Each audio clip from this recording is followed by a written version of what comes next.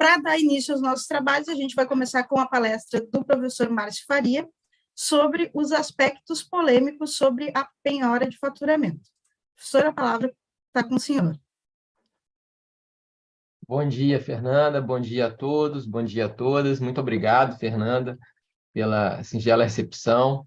Queria agradecer também, nesse meu momento inicial, obviamente, à OAB de São Paulo pelo convite e parabenizar pela organização desse grandioso evento, né? Palestras durante o dia todo de ontem e também o dia de hoje. Dar um abraço aos meus amigos aqui, Fabiano, Volpe, que estavam presentes. E também queria receber as professoras Arlete e Estela. É uma honra para mim fazer parte dessa mesa sobre execução, um tema, como você bem colocou, bastante polêmico, bastante difícil, né? Mas é um tema do qual eu gosto muito e fico feliz de poder tentar colaborar aqui com os amigos e colegas a respeito do assunto. Bom, eu vou falar sobre alguns aspectos polêmicos da penhora de faturamento. É um tema, de fato, bastante árido, mas que, pelo menos essa é a minha ideia, eu posso tentar ajudar aquele colega, aquela colega que está aí às voltas com uma execução infrutífera, que não consegue, eventualmente, fazer com que seu cliente possa receber. Então, a minha ideia é tentar lançar alguma ideia, alguma luz na mente dessa pessoa que precisa de uma ajuda. A minha ideia aqui, então, é tentar colaborar. Mas para chegar lá, nessas minhas partes polêmicas, eu preciso fazer uma breve introdução para que a gente possa, então, entender exatamente o que nós estamos falando. E eu vou dividir a minha palestra, então, em duas partes. Essa primeira introdução e depois 3 aspectos polêmicos para que a gente possa encerrar dentro do tempo. Bom, vou dar início aqui no meu tempo para não perdê-lo. Nessa parte da introdução, eu queria dizer que o Código de Processo Civil, assim como o código anterior, entende a penhora de faturamento como uma penhora especial. O que seria uma penhora especial? E aí eu vou me valer do conceito do professor Humberto Adoro Júnior, grande professor aqui das Minas Gerais, professor de todos nós. O professor Humberto Adoro Júnior diz: a penhora geral é a penhora de coisas móveis ou imóveis que se faz mediante uma apreensão física com deslocamento da posse para o depositário, que é um agente auxiliar do juízo, encarregado da guarda e conservação dos bens. E aí, então, ele vai conceituar o que é uma penhora especial.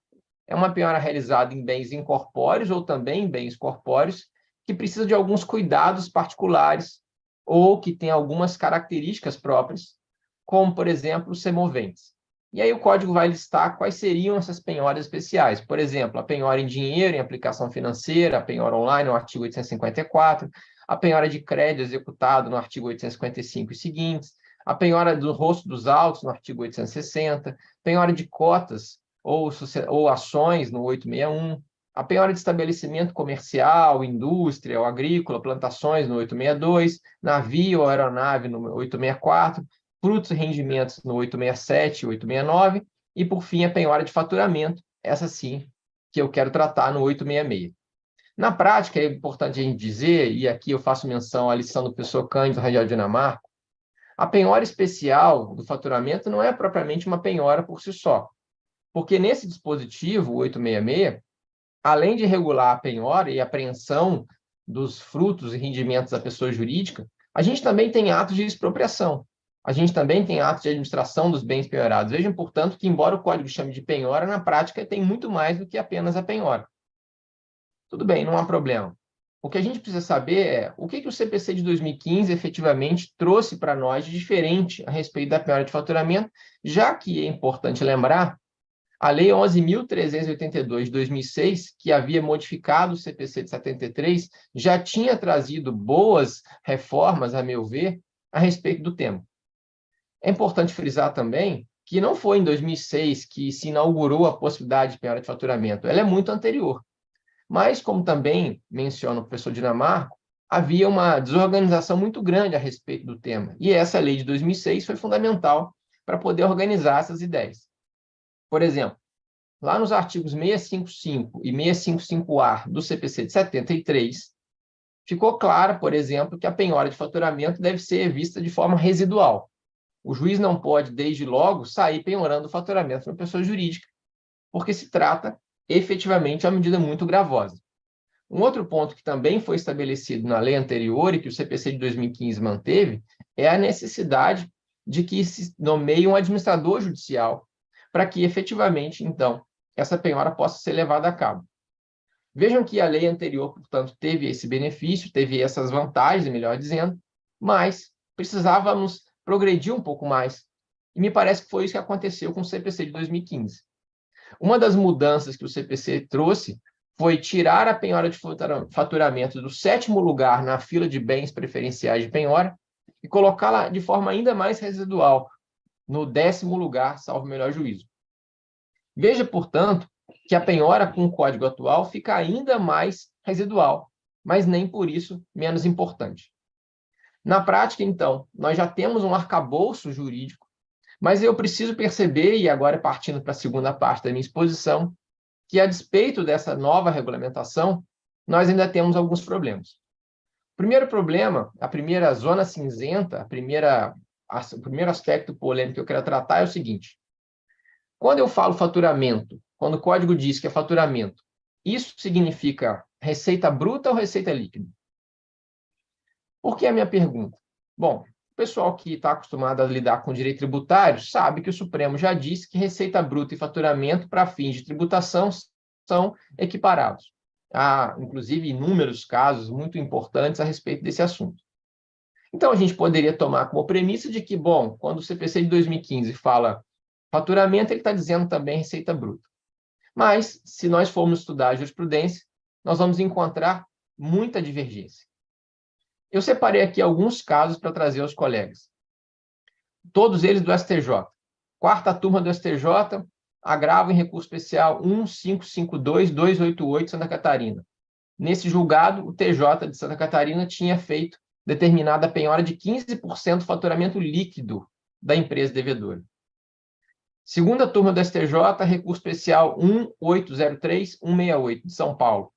Nesse caso, havia se determinada a penhora de 10% do faturamento bruto da empresa. Também, segunda turma do STJ, os dois próximos casos. Agravo em recurso especial 1149975, faturamento líquido. Na mesma segunda turma, agravo em recurso especial 1803168, faturamento bruto. Vejam, portanto, que dentro da mesma turma do STJ, a gente tem posições diferentes. É importante frisar que em todos esses casos que eu mencionei, o STJ não decidiu propriamente dito, porque entendeu o STJ que aqui havia uma matéria de fato, mas ele não mexeu naquilo que as instâncias anteriores tinham feito. E esse, então, é um ponto que eu quero tratar. Será que, realmente, isso é uma matéria de fato?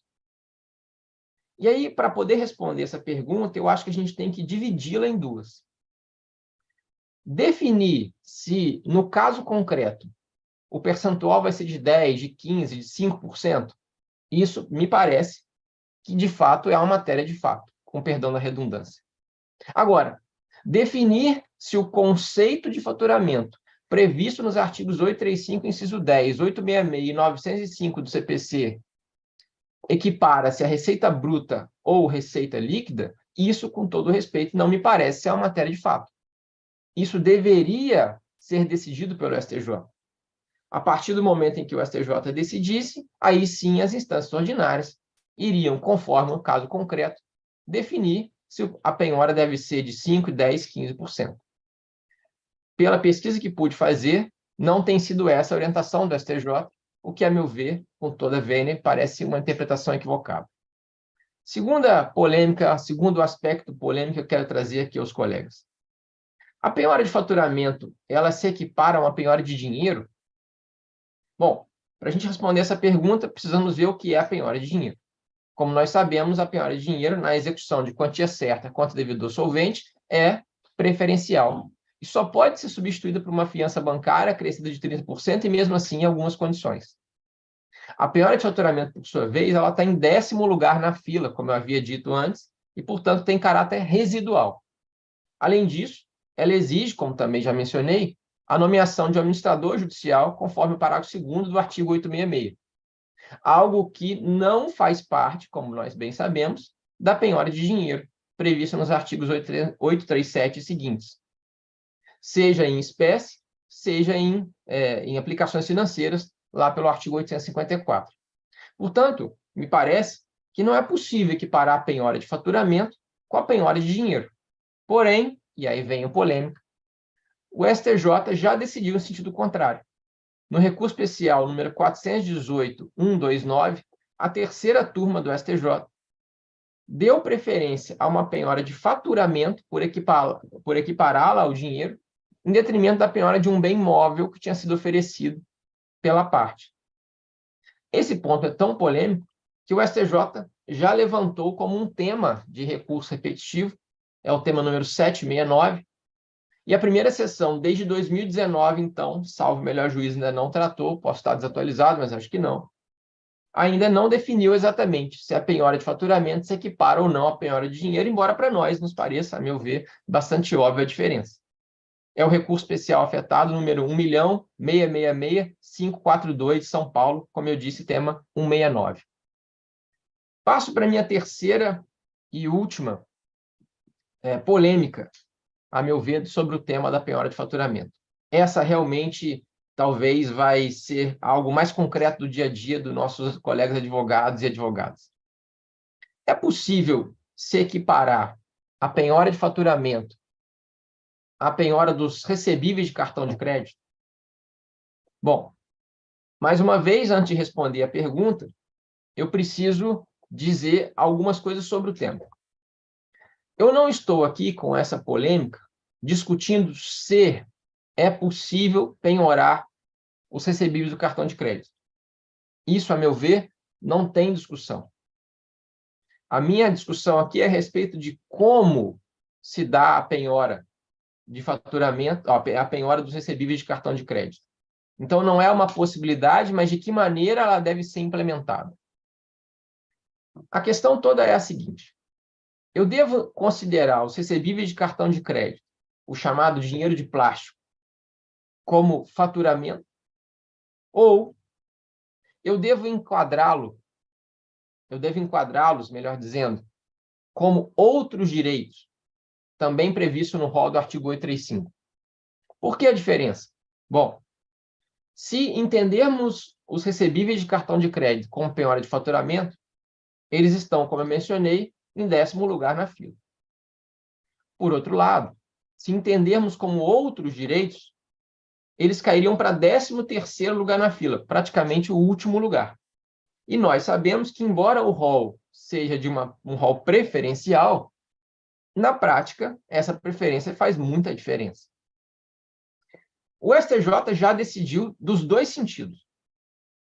Penhora de cartão de crédito como faturamento, o agravo em recurso especial número 946.558 do Rio Grande do Sul. Penhora de outros direitos, recurso especial 1408367 da Catarina. E aí? Vejam que, portanto, existe uma polêmica. Se nós pensarmos pelo lado do credor, talvez fosse mais interessante considerar os recebíveis como uma penhora de faturamento, porque aí ele vem na frente e eu posso, desde logo, tentar expropriá-los. Por outro lado, pensando na figura do devedor, talvez fosse mais interessante que os recebíveis fossem vistos na última fila, porque aí, então, nós teríamos que tentar, a priori, todos os outros meios. Mas será que, de fato, é assim que a gente deve pensar a respeito do tema? Veja, porque se nós pensarmos, e agora vamos fazer de conta que eu sou um advogado do credor, então eu vou defender que, de fato, a penhora do cartão de crédito é uma penhora de faturamento. Isso talvez não seja tão bom para mim, porque, primeiro, eu preciso que haja nomeação de administrador judicial, como já mencionei. Sob pena de nulidade, já decidiu o STJ nesse sentido. O que, na prática, implica mais custos do processo, como nós sabemos. Se, por outro lado, eu entender como outros direitos, não há, a priori, pelo menos pela lei, essa necessidade.